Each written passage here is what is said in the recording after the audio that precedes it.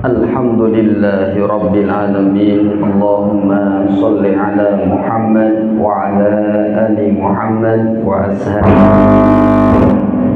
ashabihi ajma'in, amma ba'du. Sehat ibu bapak? Kemarin bulan Oktober kita membahas perjalanan roh meninggalkan jasad, nggih. Yang benar kan? Nggih. Sedikit saya murojaah dan kita lanjutkan tema ini. Jadi ibu dan bapak, setiap orang yang meninggal, rohnya akan ditarik oleh malaikat. Tiap orang itu beda-beda, tergantung orangnya. Sopo sing nandur yo bakal mundur. Yang pertama, kalau kita dekat dengan orang yang sedang sekarat, kita ini mulutnya dijaga, boten pareng celometan. Kenapa? Kata Nabi, idza hadartumul marid, jika kalian mendatangi orang yang sakit, awil mayyit, atau mendatangi orang yang sedang sekarat, faqulu khairan, ucapkanlah ucapan yang baik.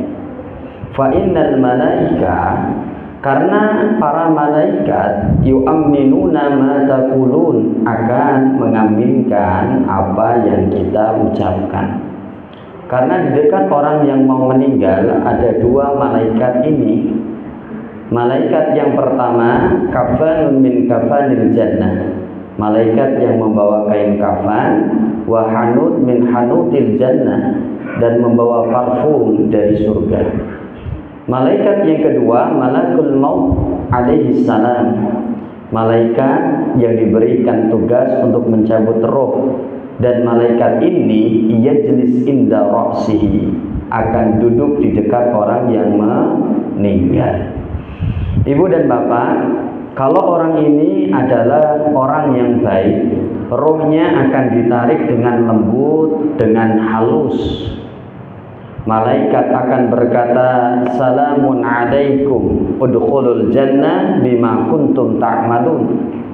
Keselamatan tercurahkan kepada sampeyan, hei orang yang baik, karena engkau oleh Allah akan dimasukkan ke dalam surga disebabkan ketika engkau masih hidup di alam dunia banyak melakukan amalan-amalan yang baik. Bahkan malaikat berkata, ala takhafu wa la tahzanu, ojo wedi, ojo sedih, kamu calon penghuni surga. Dan roh ini akan keluar dengan bau harum dan dinaikkan ke langit. Kemarin sampai sini nggih. Dinaikkan ke langit, langit 1, 2, 3 sampai langit ke-7. Lalu orang yang baik ini akan ditulis di dalam kitab Illiyin. Apa itu kitab Illiyin? Dijelaskan oleh Allah Subhanahu wa taala, wa ma adraka ma illiyun, tahukah kalian apa itu kitab Illiyun? Kitabun marhum, sebuah buku yang isinya itu catatan-catatan orang-orang yang baik. Yashhaduhul muqarrabun, kalau orang ini dicatat di dalam kitab ini akan disaksikan oleh para malaikat. Ketika selesai dicatat di dalam kitab Illiyin, orang yang baik ini, kata Allah, kembalikan dia ke alam barzah. Karena aku menciptakan dia dari tanah, maka aku akan mengembalikan dia ke dalam tanah, dan kelak aku akan membangkitkan dia dari tanah.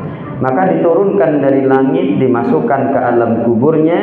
Di alam kuburnya orang ini mendapatkan nikmat kubur, fa'afrisuhu minal jannah, diberikan kasur dari surga, diberikan pakaian dari surga. Orang ini akan tertidur di alam kuburnya sebagaimana tertidurnya pengantin baru. Wah, pules tenanan pokoknya, menunggu datangnya hari pembangkitan. Itu kalau orang yang baik. Kalau orang yang jahat beda, ibu dan bapak. Rohnya itu akan ditarik dengan kasar. Malaikat ini menjulurkan tangannya, basitu aidihi, lalu memukul-mukul orang ini, akhriju anfusakum, hei roh sing welek metu kowe, Maka roh ini akan keluar sebagaimana menarik kain wol yang basah yang cementel di kawat yang berduri. Bu, nek rukuh jenengan, rukuh yang garing sama rukuh sing teles abot endi, Bu? Sing teles. Artinya kata Nabi Muhammad, menarik ruh orang yang buruk itu kama yuntazza'us safut min sufufil mablul, seperti menarik kain wol yang basah yang cementel di kawat. Jadi nariknya itu berat, susah dan menderita. Makanya kalau ada orang yang meninggal mendadak, takhfif, dia mendapatkan keringanan dari Allah.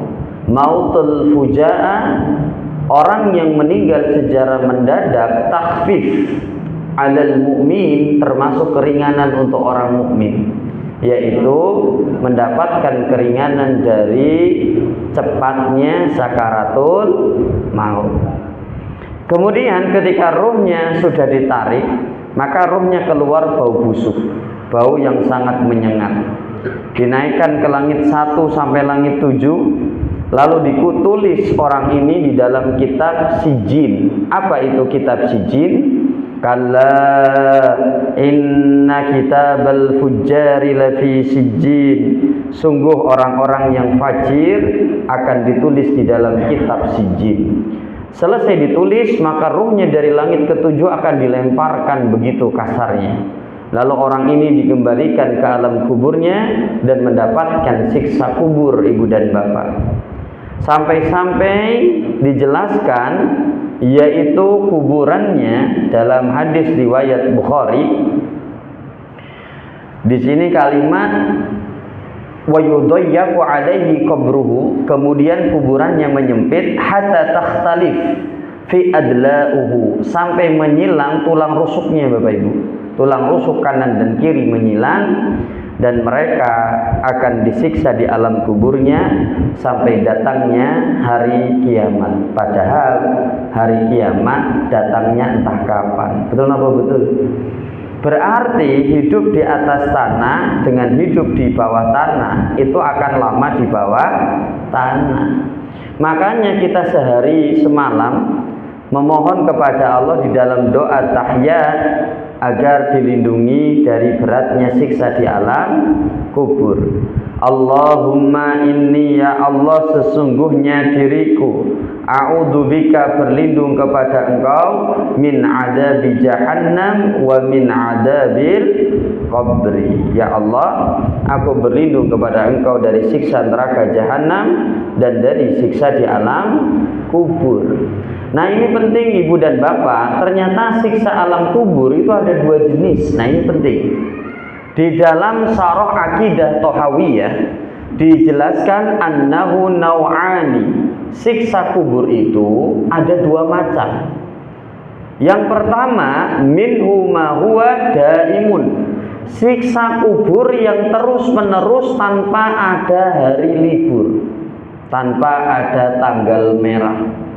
Makanya kalau ada ustadz yang menyampaikan ketika di bulan Ramadan, jamaah, ini adalah bulan Ramadan, bulan yang penuh barakah, bahkan para penghuni di alam kuburnya dihentikan siksaannya, belum tentu, Bapak. Belum tentu. Contohnya siapa, Pak Dede? Orang-orang yang disiksa di alam kuburnya tanpa ada jeda, tanpa ada libur, disiksa terus. Contohnya adalah orang-orang yang suka berbuat dosa-dosa besar seperti Fir'aun dan pengikutnya. Mereka menyekutukan Allah, membunuh orang dan sebagainya. Dijelaskan an-naru ya'riduna 'alaiha, neraka ditampakkan kepada Fir'aun dan pengikutnya guduwan wa asiyan, di pagi dan sore hari. Wa yauma taqumu sa'ah, sampai datangnya hari kiamat. Udkhulu ala Fir'aun, wahai Fir'aun dan pengikutnya, masuklah engkau ke dalam siksaan asyaddal adab, siksaan yang sangat keras. Jadi ini contohnya orang-orang yang disiksa tanpa ada hari libur, Bu. Yaitu pelaku orang-orang yang berbuat dosa-dosa besar sampai meninggalnya belum bertaubat. Yang kedua, ternyata wanau utsani, jenis siksa kubur yang kedua, annahu muddatun. Pertama kali dimasukkan ke alam kuburnya, dia ini disiksa. Tsumma yanqati, setelah itu siksaannya di-stopkan. Ternyata mereka adalah orang-orang yang melakukan dosa-dosa besar yang melakukan dosa-dosa kecil, yang dosa-dosa kecilnya sudah selesai habis gara-gara siksa di alam kubur, maka dihentikan. Makanya Ibu dan Bapak, kita ini sekarang yang masih hidup hendaklah menolong orang-orang saudara-saudara yang sudah meninggal. Karena kita tidak tahu Bapak Ibu kita yang meninggal, Mbah Kakung, Mbah Huti kita yang meninggal, apakah mereka di alam kuburnya termasuk golongan yang pertama atau golongan yang kedua. Kalau golongan pertama berarti mereka yang disiksa terus-menerus tanpa ada hari libur. Tapi kalau golongan yang kedua disiksa kemudian dihentikan. Apa amalan-amalan yang bisa bermanfaat untuk si mayit, Bapak Ibu? Amalan yang masih bisa kita usahakan menolong Bapak Ibu Mbah Kakung kita yang sudah meninggal di alam kubur. Yang pertama sudah jelas, doa orang yang hidup bermanfaat untuk si mayit, Bapak Ibu. Makanya salah satu wasiat kalau orang itu sedang sakit parah, ojo lali yo nek ibu bapak wis rai nek dongake ibu bapak. Karena doa inilah yang bisa meringankan siksa kubur, Bapak Ibu. Dijelaskan dakwatul mar'il muslim, doanya seorang muslim di akhihi untuk saudaranya bidhahril ghaib, yang tidak ada di hadapannya, mustajabatun, doa yang mustajab. Maka saya jujur, kalau saya berdoa ba'da sholat, saya akan mengawali dengan doa yang sifatnya umum untuk kaum muslimin keseluruhannya, baik yang masih hidup ataupun yang sudah meninggal. Allahumma gfir lil muslimina wal muslimat wal mu'minina wal mu'minat al ahya'i minhum wal amwat innaka sami'un qaribun mujibu da'wat. Ya Allah, ampunilah dosa-dosa saudara kami, kaum muslimin dan kaum muslimat yang masih hidup ataupun yang sudah tiada. Makanya salah satu pakem doa yang dibaca oleh para khatib adalah Quran surah Al-Hasyr ayat 10. Kalimat Rabbana gfir lana, ya Allah ampunilah dosa-dosa kami, wala ikhwanina, dan dosa saudara-saudara kami, alladzina sabaqunna bil iman, yang telah meninggal mendahului kami. Berarti kleru kalau ada wong urip njaluk kabeh wong mati. Di kampung Jawa Barat, saya ibu bapak rampung sholat Idul Fitri, mereka langsung naik motor, naik mobil OTW menuju kuburan. Sampai kuburan, nisane Mbah Kakung, Mbah Huti, Mbah Buyut diresiki, dicium barang. Wah. Terus ngomong apa? Kong Uti dongake anak cucu yo sing sehat-sehat kabeh, sing sukses-sukses kabeh. Nek kakunge iso tangi ngomong, kowe iki geblek apa ora? Aku sing ditolong. Malahan dimintai pertolongan. Lah iki kewali-wali to ya. Ya. Betul apa betul? Makanya jangan sampai di dalam hati kita ada akidah, keyakinan minta tolong kepada orang yang sudah meninggal, boten pareng. Bisa diterima niki? Termasuk yang bisa menolong Bapak Ibu kita, Mbah Kakung, Mbah Huti adalah semangat kita untuk beramal soleh. Karena amalan soleh yang dilakukan anak yang soleh akan membantu orang tuanya di alam kuburnya. Kenapa? Kata Allah Subhanahu wa taala, wa an laisal insan illa ma sa'a. Sesungguhnya manusia itu hanya akan mendapatkan dari apa yang dia usahakan.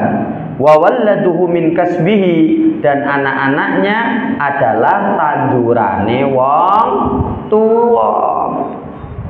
Makanya ibu dan bapak, jenengan ibadah orang tua yang sudah meninggal akan mendapatkan pahala yang sama. Termasuk ibu dan bapak, sedekah atas nama si mayit ini sangat-sangat bermanfaat. Karena ada saat Ibnu Ubadah dia curhat, ya Rasulullah, inna ummi, sesungguhnya ibuku ya Rasulullah tuwufiyat, meninggal, wa anna ghaibun anha, dan ketika wafat aku gelo ya Rasulullah karena aku tidak ada di sampingnya. Ayan fa'uha syai'un in tasaddaqtu bihi anha, kalau aku sedekah atas nama simbokku apakah bermanfaat di alam kuburnya? Qala, kata Nabi, na'am, iya. Makanya saya punya sahabat, beliau ini seorang guru juga. Tiap hari Jumat, satu kantor itu jumlah guru 29-an orang lah, hampir 30 lah, dibulatkan jadi 30. Tiap hari Jumat, teman saya itu traktir es teh jumbo, Bapak Ibu. Jadi tiap Jumatan itu, ayo ngeles es teh jumbo. Lah iki sing ngebosi sapa? Wis rasa mikir, sing penting nulis. Maka ditulislah di grup WA guru-guru, aku es teh jumbo, aku lemon tea. Ternyata teman saya bersedekah air dan dia niatkan untuk ibunya yang sudah meninggal. Karena sedekah yang terbaik salah satunya adalah sedekah air, ibu dan bapak. Dan ingat, orang yang sudah meninggal rohnya tidak bisa gentayangan. Kadangkala di masyarakat ada paham, iki malam Jumat loh, kono yasinan sih, nek ora mocoke yasin, Mbah Huti, Mbah Kakung teko malam Jumat, mulihne kok podo nangis loh. Kadangkala ada yang gitu, betul apa betul? Atau paham yang lain, orang yang sudah meninggal ternyata ada yang meyakini 40 hari setelah meninggalnya rohnya masih bisa mengunjungi rumah dan keluarganya. Ternyata ada dalilnya Bapak Ibu, dijelaskan idza matal mu'min, ketika seorang mukmin itu meninggal, hamma ruhu haula darihi, maka ruhnya mengelilingi rumahnya syahron, selama 1 bulan. Apa yang dilakukan Pak Dede? Fayanduru illa man khallafa min iyalihi. Dia ini melihat keluarga yang dia tinggalkan. Untuk apa? Kaifa yuksimu maluhu, bagaimana keluarganya membagikan hartanya, wa kaifa yu'addi duyunahu, dan bagaimana keluarganya membayari hutangnya. Ternyata hadis ini sanadnya itu tidak jelas. Bahkan matan isi hadisnya itu tidak jelas. Berarti orang yang sudah meninggal rohnya tidak bisa gentayangan datang tiap malam Jumat atau 40 hari masih mengunjungi rumahnya. Ternyata ini akidah yang salah. Saya kuatkan dengan dalil Al-Quran surah Al-Mu'minun ayat 99 sampai 100 Bapak Ibu. Hatta idza jaa ahadahumul maut, sampai kematian itu mendatangi salah satu di antara kalian. Qala, orang yang mati ini pasti akan berkata, Rabbirji'un, ya Allah, kembalikan aku ke alam dunia, dengan memberikan jaminan garansi, la'alli amalu sholihan fimma taraktu, aku akan beramal soleh amalan yang dulu aku tinggalkan. Apa jawaban Allah Bapak Ibu? Kala innaha kalimatun huwa qailuha. Halah, lambemu lamis tenanan, gur ngomong tae, nek jenengan urip neh ya belum tentu beramal soleh. Kata Allah, wa min waraihim, dan di belakang mereka barzakhun, ada alam barzakh yang menghalangi mereka kembali ke alam dunia, illa yaumi yub'atsun, sampai datangnya hari pembangkitan. Para mufasir menjelaskan barzakhun, saya sengaja blok warna kuning biar kita menekankan pada kalimat ini. Barzakhun ini kata para ulama adalah tembok pemisah antara kehidupan akhirat dengan kehidupan dunia. Kalau orang sudah berada di alam barzah, saklawase iraiso kembali ke alam dunia. Nek ke alam mimpi bisa ndak Pak Dede? Karena ada beberapa orang yang sudah meninggal ternyata didatengin di alam mimpinya. Nyun ngapunten, selama mimpi itu tidak bertentangan dengan Al-Quran dan Sunnah bisa jadi benar. Karena dulu dikisahkan dalam kitab As-Siqat, Abu Kilabah, seorang tabi'in atau sahabat Nabi, saya lupa, jadi bisa searching kisah Abu Kilabah. Beliau ini ternyata sahabat Nabi. Beliau ini ternyata tangan kanan dan kirinya itu cacat, tidak ada, buntung. Kemudian kedua matanya buta. Kemudian beliau ini sampai meninggalnya tidak pernah mengeluh dan senantiasa sabar. Ternyata ketika wafatnya itu diurus oleh Abdullah, seorang pejabat dari Mesir. Kemudian ketika Abdullah pulang ke rumahnya, ternyata beliau Abdullah ini bermimpi ketemu dengan Abu Kilabah. Di dalam mimpinya Abu Kilabah tangan kanan dan kirinya tidak buntung, kedua matanya ternyata tidak buta. Lalu Abdullah ini mengatakan, amalan apa yang kau lakukan sehingga mendapatkan kemuliaan ini? Maka Abu Kilabah kemudian berkata, salamun alaikum ya bima kuntum sabartum. Jadi salamun alaikum, keselamatan semoga tercurahkan kepada engkau. Saya mendapatkan ini semua bima sabartum, karena kesabaran saya. Oh, berarti mimpi itu bisa jadi benar dengan syarat tidak bertentangan dengan Al-Quran dan Sunnah. Ternyata ada dukun Ahmad Syiraji, pembunuh 42 wanita ibu-ibu loh Bu. Jenengan sekarang buka saja nanti searching di Google atau YouTube kasus dukun Ahmad Syiraji Bapak Ibu. Dia ini sudah dihukum mati karena membunuh 42 perempuan. Kenapa dia melakukan itu? Karena ternyata dia ini seorang dukun. Dan di dalam mimpinya dia ini bertemu dengan bapaknya. Bapaknya ternyata dukun juga. Dan di dalam mimpinya Ahmad Syiraji ini diberikan wasiat, Ahmad Syiraji, nek kamu pengen mewarisi ilmu bapak, bunuhlah 72 perempuan. Ketika mayatnya sudah meninggal, hiruplah air liurnya Bapak Ibu. Lah ini kan ketemunya di alam mimpi, ternyata ini berasal dari syaitan Ibu dan Bapak. Jadi kalau kita bermimpi apapun, maka perhatikan isinya. Kalau isinya bertentangan dengan Al-Quran dan Sunnah, maka kita bangun, baca ta'awudz, a'udzubillahi minasyaitonirrajim, dan meludah ke kiri 3 kali. Jangan hok cuk cuk. Yang sampingnya suami ini malah diludai. Tapi meludahnya dalam kitab Hisnul Muslim itu cukup gini. Itu kan sudah keluar Pak. Cuman beberapa percikan tok gitu. A'udzubillahi minasyaitonirrajim. Aku berlindung kepada Engkau ya Allah dari godaan setan yang terkutuk yang menggoda hamba datang ke dalam mimpi hamba. Terus meludah ke arah kiri. Bisa diterima sampai sini nggih? Tapi intinya roh orang yang sudah meninggal tidak bisa kembali lagi ke alam dunia. Berarti kasus Vina ini tidak bisa dibenarkan Bapak Ibu. Nah Ibu dan Bapak yang insya Allah dirahmati oleh Allah Subhanahu wa Ta'ala. Terus apa saja ciri-ciri orang yang meninggal dalam keadaan baik Pak Didi? Yang pertama, sebelum meninggal mampu mengucapkan kalimat tauhid, la ilaha illallah. Caranya gimana Pak Dede agar orang ini mudah mengucapkan kalimat tauhid? Yang pertama, orang yang mau meninggal itu tanda-tanda kematian diawali orang ini biasanya tidak mau makan, tidak mau minum. Selera makannya itu akan hilang. Betul apa betul Bu? 40 hari menjelang kematiannya, orang yang mau meninggal itu nafsu makannya nggak ada. Mbak Kakung, kakap goreng.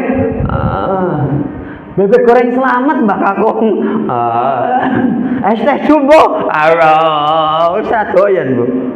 Berarti nanti bibirnya akan kering, kerongkongannya akan kering, maka boleh kita memberikan air. Dengan apa Pak Dede? Zaman saiki jek sedotan jek iso ya Bu. Kalau zaman dulu pakai kapas atau kering, boleh pakai lip balm atau madu. Kemudian boleh yang kedua, agar memudah mengucapkan kalimat tauhid, mengusap di wajahnya menggunakan kain. Karena Nabi ketika menjelang sekaratnya, Nabi itu minta kepada Ali dibawakan air. Kemudian Nabi memasukkan kedua tangannya dan mengusapkan air ini ke wajahnya untuk meringankan berat sakaratul maut. Kalau kita air anget teko, maka ada kain yang halus dimasukkan, kemudian diperseret nganti garing, kemudian diusapkan ke wajahnya. Jadi untuk meringankan beratnya sakaratul maut sehingga mudah mengucapkan kalimat tauhid la ilaha illallah.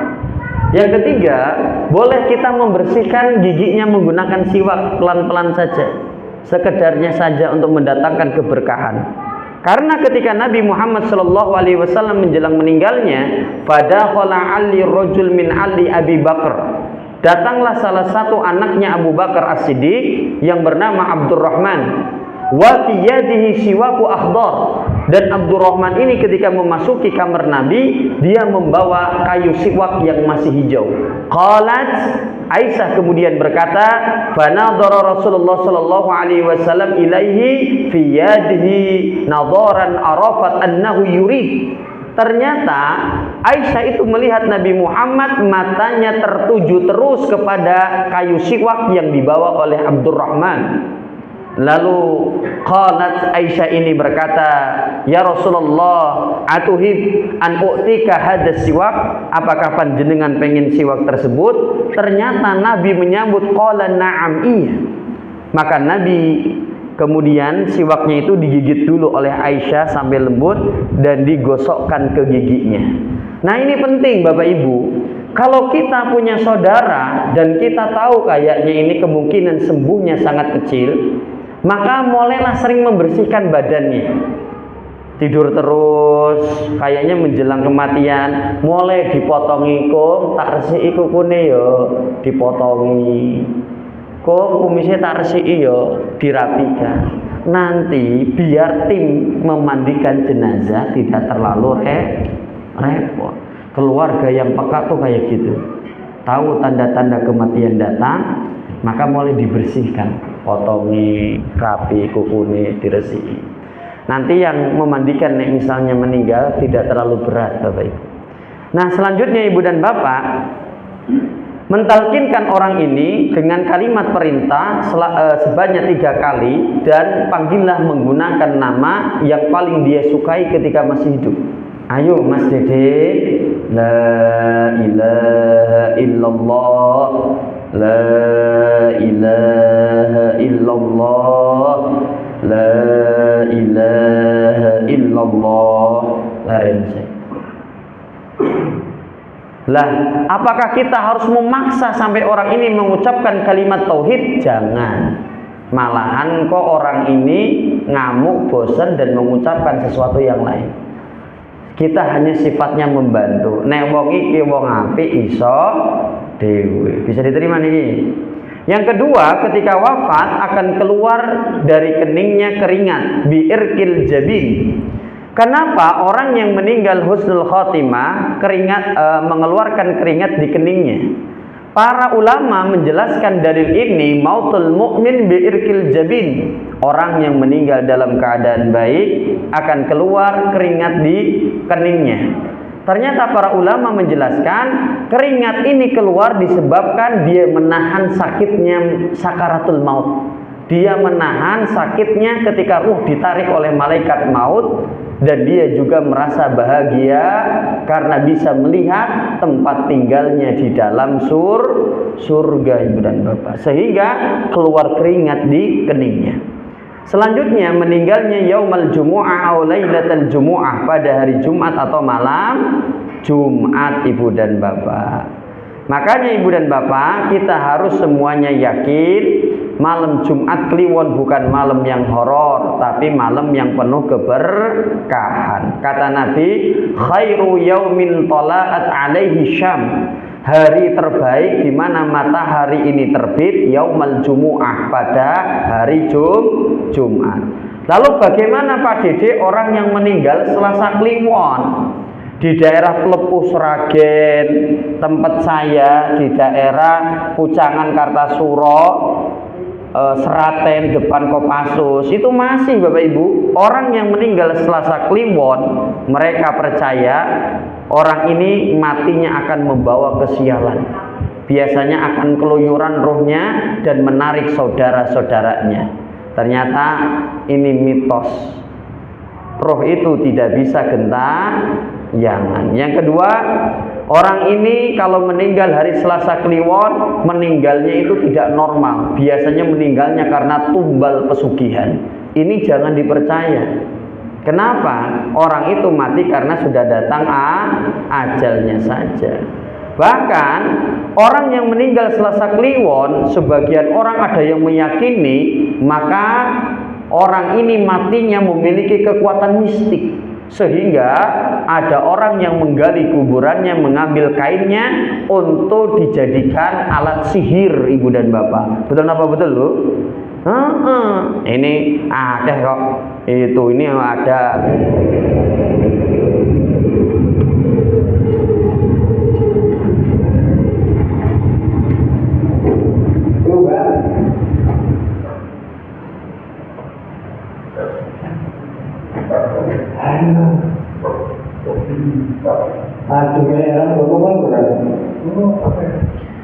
Tidur neng kuburan kayak nungguni makam yang meninggal Selasa Kliwon Bu.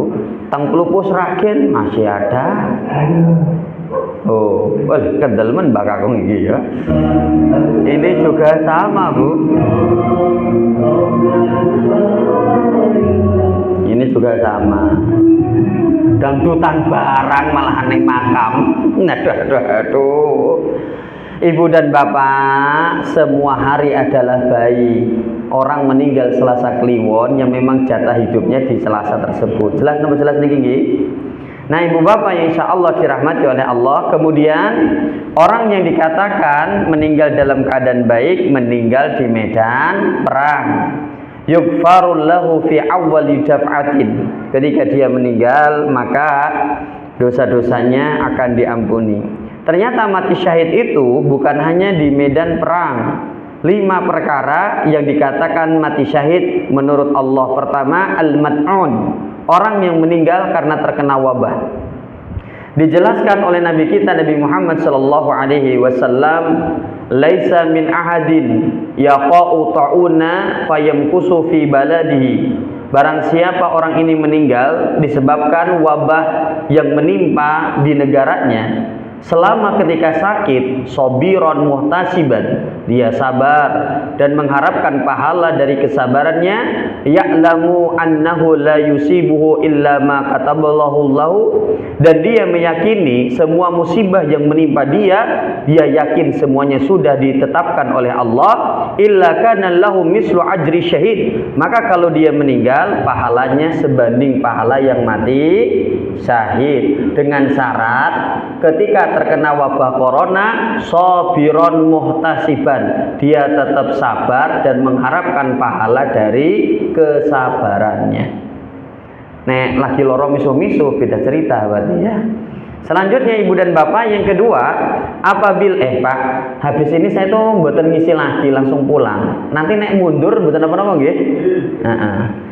Maksudnya tak potong iman-iman saya tuh nyambungnya kesel aku tak rampung kesan ngono lho. Nah, selanjutnya wal mabtun, orang yang meninggal karena sakit di bagian perutnya. Contohnya apa Pak Dede? Usus buntu, batu ginjal, atau kanker lambung, kanker usus besar. Kemudian dia meninggal, asam lambung naik, ini di bagian usus ya, di bagian macam-macam dia meninggal, maka meninggalnya dikatakan syahid Bapak Ibu.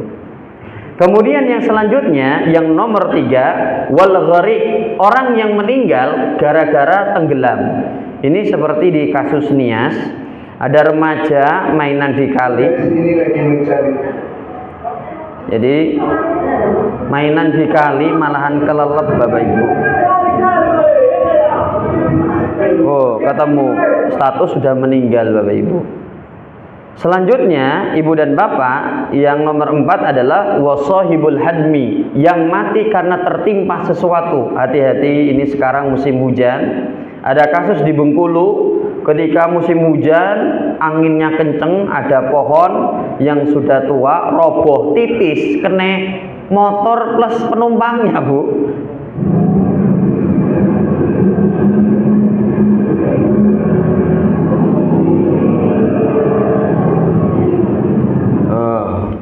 Motornya ringsek, orangnya pas kena pohon, meninggal langsung di tempat.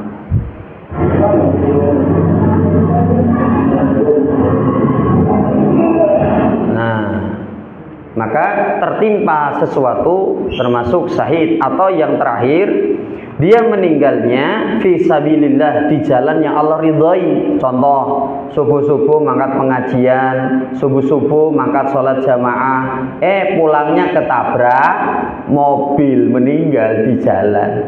Berarti meninggal di jalan Allah, dia matinya syahid. Atau seorang ibu yang meninggal disebabkan oleh anaknya.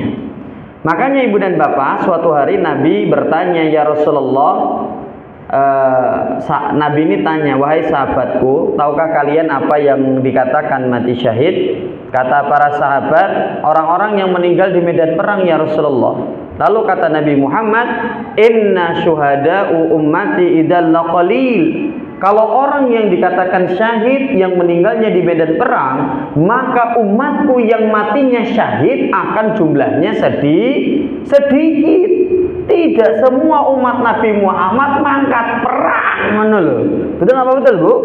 Ternyata kata Nabi Muhammad SAW, seorang perempuan yaktuluha, yang dia ini meninggal, waladuha, disebabkan anaknya, maka dia mati syahid, baik ketika melahirkan atau posisi bayinya berada di perutnya, meninggalnya syahid.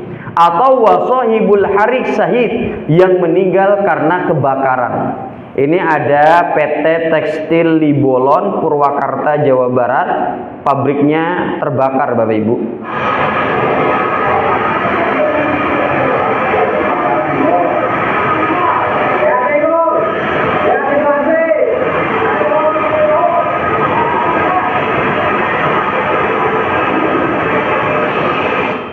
Ternyata ada karyawan yang terbakar, Bu. Nganti gosok, ususnya nganti metu barang. Kalau kayak gini dimandiin apa mboten, Pak? Nah, dimandiin hampir nggih. Para ulama ternyata memberikan jalan keluar, yaitu ditayamumkan, Bapak Ibu. Nah, selanjutnya, man qutila duna malihi fahuwa syahid, yang meninggal karena mempertahankan harta yang dia miliki. Ini ada kasus di Tangerang. Dia ini lagi belanja di Alfamaret, nah sampai terkapar, Bu. Masih sekarat ini orangnya. Ini di Tangerang. Nah, ini kasus lengkapnya, Bu, kejadiannya.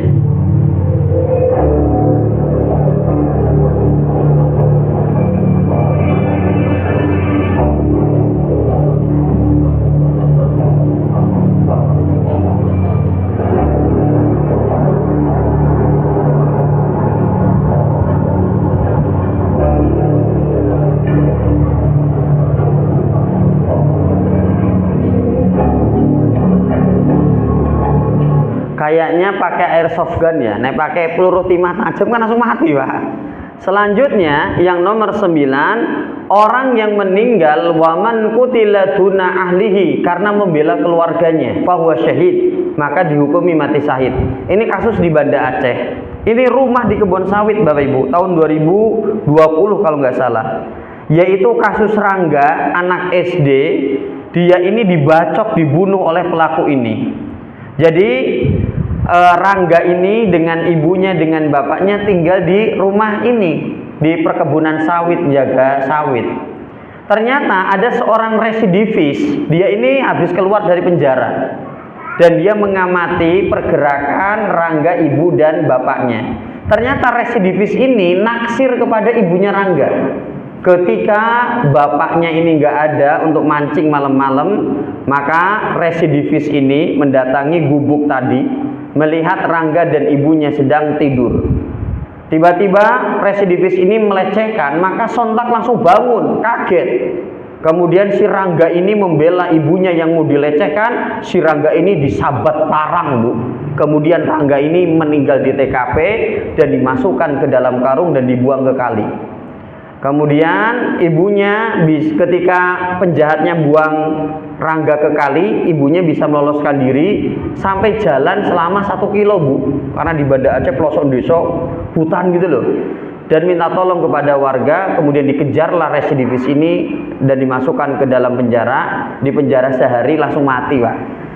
Biasanya wong-wong sing koyo ngene ning penjara itu salam olahraga ya. Pak ibu. Nah, Ibu dan Bapak, nah ini udah masuk Isya. Tambah 5 menit nggih. Nomor 10, ciri-ciri meninggal husnul khotimah yaitu orang-orang yang meninggal ketika sedang beramal soleh. Dijelaskan oleh Nabi, man shoma yauman, barang siapa orang ini senang berpuasa, ibtigha'a wajhillah, dan dia berharap pahala dari Allah, khotiman lahu biha dakhalal jannah, biasanya akan diwafatkan ketika dia sedang berpuasa.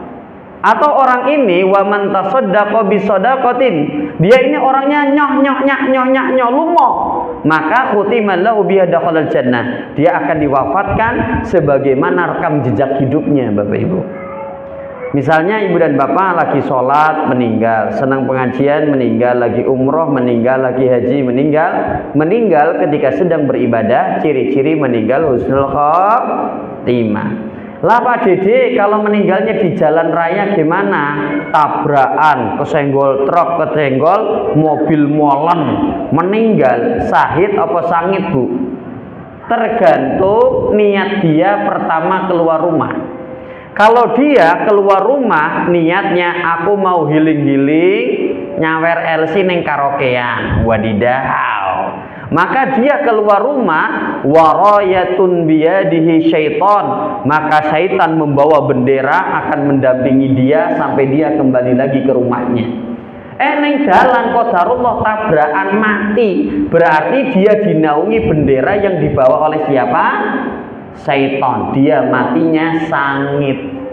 Tapi kalau orang ini keluar rumah niatnya kerja untuk menafkahi anak bojo, dia keluar rumah niatnya ngaji ibadah, neng dalan tabrakan meninggal, maka royatun biyadihi malak, malaikat itu akan mendampingi orang ini dengan benderanya sampai orang ini kembali ke rumahnya. Neng dalan mati, maka malaikat menaungi dia meninggalnya dalam keadaan husnul khotimah. Jelas napa mboten?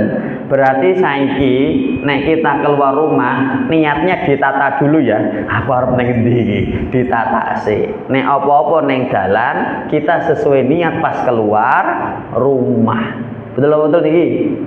Termasuk ciri-ciri meninggal husnul khotimah, dia mati gara-gara dibunuh oleh penguasa yang zalim. Nah, wah Pak Soeharto ini kendel ini ya. Misalnya ada penguasa yang zalim, dinasihati tentang kezalimannya. Ternyata penguasanya tidak terima. Lalu penguasanya membunuh rakyat kecil ini, faqataluhu, maka rakyat kecil ini meninggalnya dalam keadaan syahid, Bapak Ibu. Kemudian yang nomor 12, orang yang meninggal dan ketika meninggal orang-orang pada memujinya ini. Dijelaskan, hada asnaitum alaihi khairan. Ketika orang ini meninggal, kemudian orang-orang memuji. Wah, ibu iki, bapak iki, pas waktu hidup luar biasa, wonge sume, wonge wapi. Kata Nabi, fawajabat lahul jannah, maka dia wajib masuk ke dalam surga. Tapi kalau orang ini mati, wahada asnaitaum alaihi syarra, orang-orang itu menjelek-jelekan dia. Syukur premane wis mati dielek-elek. Maka kata Nabi, fawajabat lahun nar, mereka wajib masuk ke dalam neraka. Kata Nabi, antum syuhadaullahi fil ardi, kalianlah yang akan menjadi saksi Allah tentang kelakuannya ketika masih hidup di alam dunia. Jelas nama buatan ini? Jadi, tapi ini harus dikoreksi satu lagi Bapak Ibu. Karena selama ini orang mengukur baik itu bukan hanya kelakuannya kepada sesama manusia loh. Soalnya orang-orang itu menilai wong iki kambe sapa-sapa apik, sama saudaranya, sama keluarganya apik, tapi ra tau salat, ra tau poso Ramadan. Yang dikatakan baik dipuji orang itu yo baik akidahnya, yo baik ibadahnya, yo baik kelakuannya. Jelas apa mboten niki? Alhamdulillahirabbil alamin. Kita lanjutkan besok penyebab su'ul khotimah. Cek dulu jam 6.52, jam 7 kurang. Mau ada yang nanya enggak? 1 atau 2? Maksimal 2. Alhamdulillah. Aku yakin doanya orang soleh, dan soleh kan itu kalau doanya itu sholat atau mau ibadah itu nyambung. Kalau saudara punya orang tuanya itu gak mau ibadah, terus punya anak atau cucu dan soleh itu doanya itu nyambung atau tidak? Itulah bejone duwe anak soleh. Khairun minad dunya wa ma fiha. Anak yang soleh-soleha itu lebih berharga daripada dunia seisinya. Selama orang ini ketika masih hidup, akidahnya masih meyakini kepada Allah, tapi dia ini fasik, masih seneng dem-deman, judi, tapi akidahnya masih yakin kepada Allah. Dia meyakini agama Islam adalah agama yang terbenar, tapi dia ini orang yang mudah digoda oleh syaitan. Ketika dia meninggal, qadarullah anak-anaknya soleh-soleha, setidaknya di alam kuburnya mendapatkan keringanan. Makanya ibu dan bapak, kemarin tuh saya ngisi di SDII Al Abidin Sragen, bahas masalah parenting. Besok orang tua itu ketika berada di akhirat, ada orang tua yang dia ini di akhirat derajatnya itu dinaikkan oleh Allah, dan orang tua ini geger dewe. Kenapa? Ya Allah, kenapa kok derajat aku dinaikkan? Aku tuh sadar diri ya Allah, ketika hidup aku tidak soleh-soleh banget. Kenapa aku mendapatkan kemuliaan seperti ini? Ini hadis riwayat Ahmad. Kata Allah, fayaqul bistighfari walidaka laka. Engkau mendapatkan kemuliaan ini walaupun kamu gak soleh-soleh amat, disebabkan doa-doa anakmu memohonkan ampun untuk dirimu. Masya Allah. Makanya dua anak soleh-soleha lebih berharga daripada Pajero, Fortuner, duitan triliun. Punya anak soleh, wis rene artinya apa-apa dunia. Betul apa betul loh yuk? Nih, jelas ya? Gile.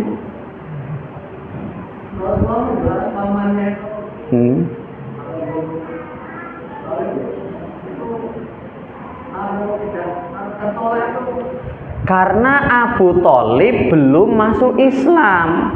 Lagi kan bapak ejek masih muslim, gur fasik. Fasik itu berbuat dosa-dosa besar. Tapi akidahnya yakin kepada Allah. Tapi kon sholat males, kon poso males, tapi masih percaya kepada Allah. Nek Abu Thalib ra percaya kabeh Allah. Gitu, Pak. Gitu nggih. Kan ada akidah, ada ibadah. Kalau Abu Thalib akidahnya tidak kepada Allah, walaupun kelakuannya wapi. Saya sedang menggarap satu tema, yaitu apakah sholat itu berat, Bapak Ibu? Kenapa saya mengambil tema ini? Nah, apakah sholat itu berat? Karena menurut survei Indonesia adalah Islamnya 87,2%. Tapi sebanyak ini ternyata orang Indonesia yang agamanya Islam yang sholat cuma 38%, Pak. Jadi dari 100% orang Indonesia yang muslim sing sholat cuma 38. Berarti masih 70% orang besok kita bahas gimana.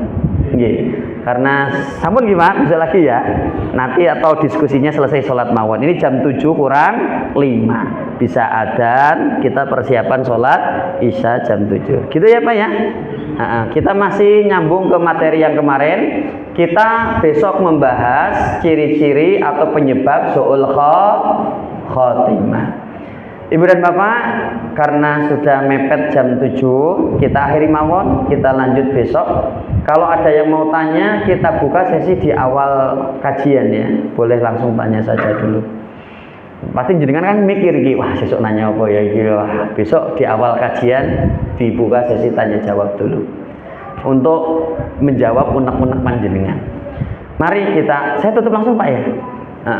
Mari Bapak Ibu, kita sama-sama akhiri kajian ini dengan membaca doa kafaratul majlis. Subhanakallahumma wa bihamdika asyhadu an la ilaha illa anta astaghfiruka wa atubu ilaik. Wa akhiru da'wana anil hamdulillahi rabbil alamin.